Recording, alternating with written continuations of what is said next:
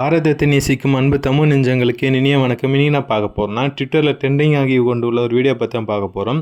அதாவது விஷ சாராயம் அருந்தி இறந்தவர்களை பற்றி ஒரு கேள்வி கேட்க திமுக நாடாளுமன்ற எம்பியுமான கனிமொழி அவர்களை செய்தியாளர்கள் 1 மணி நேரம் காத்திருந்து கேள்வி கேட்க காத்திருந்தனர். ஆனால் அவர்கள் நைஸாக கடந்து சென்ற ஒரு காட்சியை தான் பார்க்க போகிறோம். அதாவது தங்கள் எதிர்க்கட்சியாக இருக்கும்போது சாராயம் பற்றி ஒரு பேச்சும், இப்போது இருக்கும் ஆட்சியில் தங்கள் ஆட்சியில் அதற்கான ஒரு பேச்சும் நடவடிக்கை எந்த ஒரு பேச்சு இல்லாத ஓடும் காட்சியை தான் மக்கள் அதாவது ட்விட்டரில் வந்து ட்ரெண்டிங் ஆகி கொண்டுள்ளது. அதை பற்றி பார்க்கலாம்.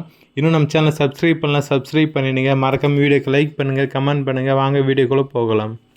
இந்தியாவிலேயே அதிகமாக இளம் விதவைகள் இருக்கக்கூடிய மாநிலமாக தமிழ்நாடு மாறிக்கொண்டிருக்கிறது. இளம் விதவைகள் ஏன்னா இங்க குடிப்பழக்கம் ஒவ்வொரு நாளும் மதுவுக்கு அடிமையாக கூடிய அந்த நிலை அதிகரித்தே கொண்டே போகுது.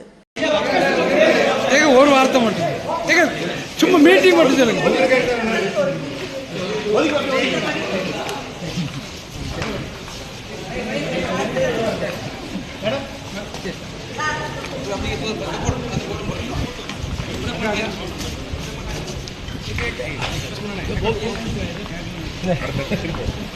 மேடம் ஒரு